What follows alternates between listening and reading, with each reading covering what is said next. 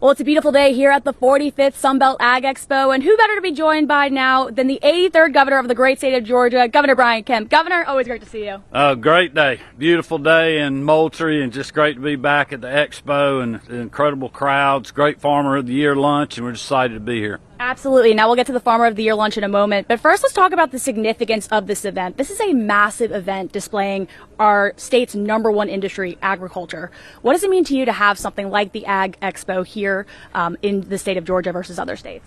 Well, look, it's obviously great for the local economy here in Moultrie to be bringing so many people, not only from around the state, but just around the southeast and around the nation that come to this farm show. The great companies that are here bringing the innovation, helping our farmers and other things. But also, I think it really ties in. We had a great announcement this week in Valdosta where Walmart's doing a new dairy facility, so it shows how we're vertically integrating the economy from the family farm in Georgia to a facility to produce dairy goods for consumers right here in the great state of Georgia. So it's an exciting business environment as well. Yes, absolutely. I'm going to actually touch on that with the Valdosta. The Walmart announced your partnership for the dairy processing facility there. Describe how that's going to impact the state both economically and for the agriculture industry. Well, what's so incredible, we've had 3 record years in a row economic development. We had another record year this year, and 80% of the jobs and 80% of the investment, over $20 billion of investment, is going outside the metro Atlanta area. So we're seeing incredible growth even in rural parts of our state, in the south, in the northeast, northwest part of our state. So it's giving economic opportunity and prosperity no matter your zip code. And that's something I campaigned on. It's something the ag industry is a big part of, being the #1 driver of our economy in our state, and we got more to come. Absolutely. And something you touched upon in the Farmer of the Year luncheon was the Southeast is actually doing better in terms of GDP, gross GDP that is, than the Northeast. Why do you think that is? Yeah, it's incredible. A lot of people don't really realize that, but that's a statistic. I mean, it's never happened before. The Southeast is outpacing in GDP growth the Northeast. When you think about New York City, Washington, D.C., Boston, all of that, the South is outpacing because we're where the business-friendly environments are. We are where people are moving because of jobs and opportunity, the investment that companies are bringing across the United States to do business in Georgia, but also companies across the world. They're coming to Georgia and they're coming to the Southeast, and the numbers are showing that. Absolutely. Now, I'm going to stick with the Farmer of the Year luncheon for a moment. You as a governor have made it a point every year to attend. Why is it so important that you as the governor are there? Well, this is the #1 industry in our state. When you think about this particular event, I mean, look, you had, President Moorhead from University of Georgia, President Brundage from ABAC here. You've got all our extension agents are here. You have great ag companies that are here.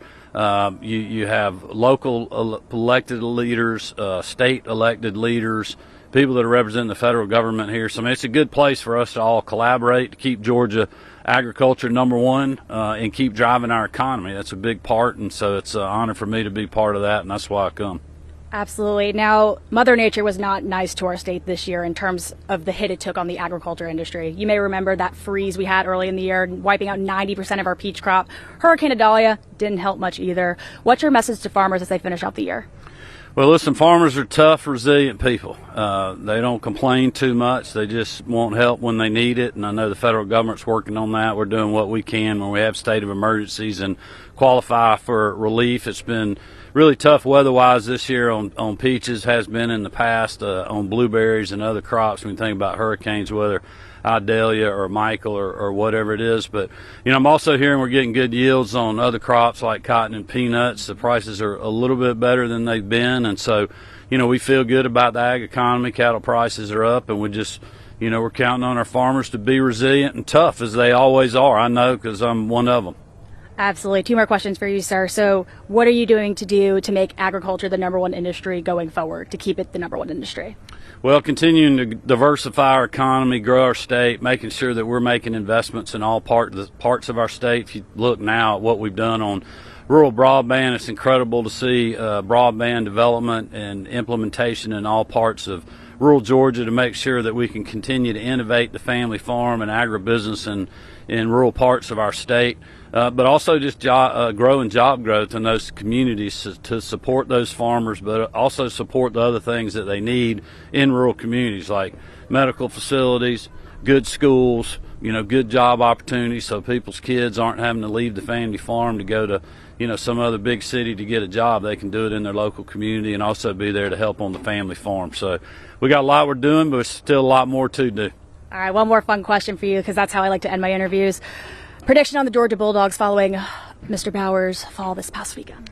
Well, look, it's next man up. I mean, Brock Bowers is an incredible football player, one of the best, if not the best in the country. But that's why Georgia's built depth over the last couple of years. You got to have the next man come up, gives them great opportunity. We think about Oscar Delp and the rest of the guys, and I think they'll pull together even harder, and Georgia will be fine. They just got to keep getting better every week.